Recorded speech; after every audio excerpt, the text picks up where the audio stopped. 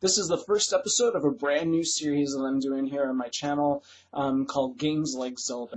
And so the very first game that I can remember ever playing back when I was a little kid that I thought, hey, this is kind of like Zelda, is this game, Lagoon. And not too many people know about Lagoon. It wasn't that big of a hit.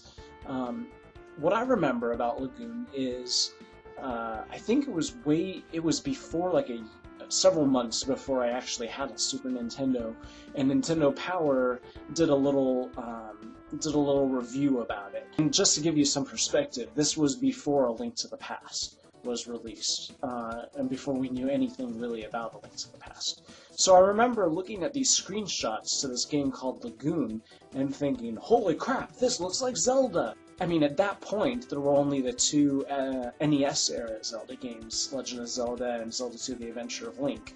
So there wasn't a whole lot informing that formula that Nintendo eventually develops that's become Zelda as we know it. So as far as I was concerned, back then, Zelda just meant an overhead perspective action RPG with a guy swinging a sword. As far as what Lagoon is about, I don't really remember a whole lot, so I've had to look it up to kind of remind myself a little bit. But the basic plot is... I don't remember. Now I really do have to look it up. I just lied and claimed that I'd already looked it up, and I haven't.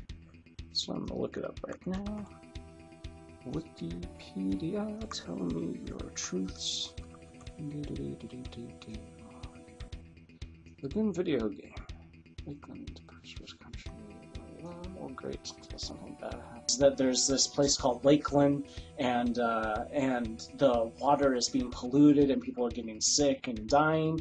And the reason, of course, why this is happening is there's this evil guy who wants to awaken the evil spirit that's hiding beneath Lagoon Castle. I kind of remembered that bit. It's not a very intricate or involved plot. And this was back in the time when action RPGs, there weren't really that many of them, especially not action RPGs that were an overhead perspective. The one major difference in Lagoon is that the main character can jump. They have a jump button.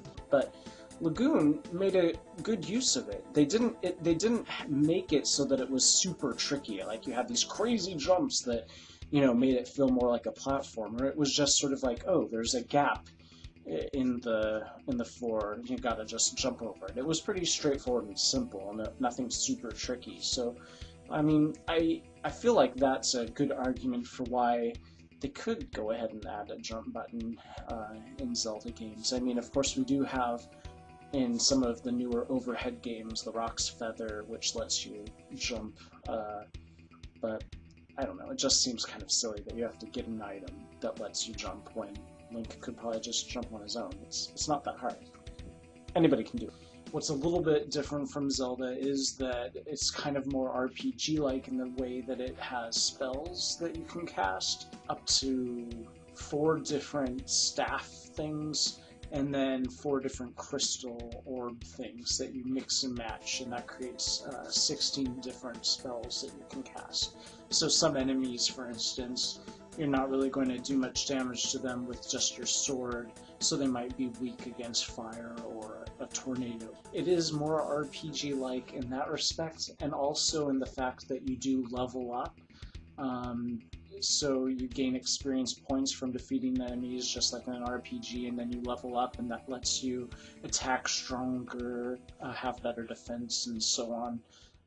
Also, it's kind of a little, I guess the fact that there are a lot of towns is kind of more RPG-like, because in Zelda you usually just have 1 or 2 villages. There are no real puzzles, you don't really push any blocks or have to solve any confounding clues or anything. It's pretty straightforward as far as it's kind of just navigating these very maze-like dungeons. I mean, that's the thing that I remember most about Lagoon, is that it was so tricky and that they provide no in-game map whatsoever, that I literally had to get out a piece of graphing paper and draw out all of the dungeons as I was doing them, because they were just so labyrinthine.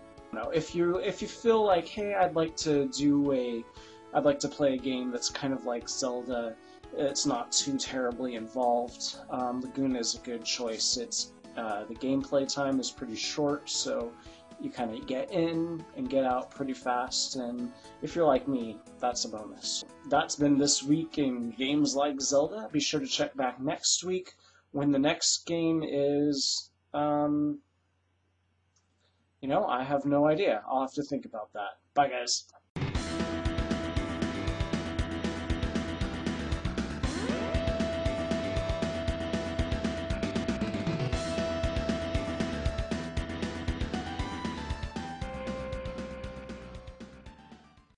Lagoon.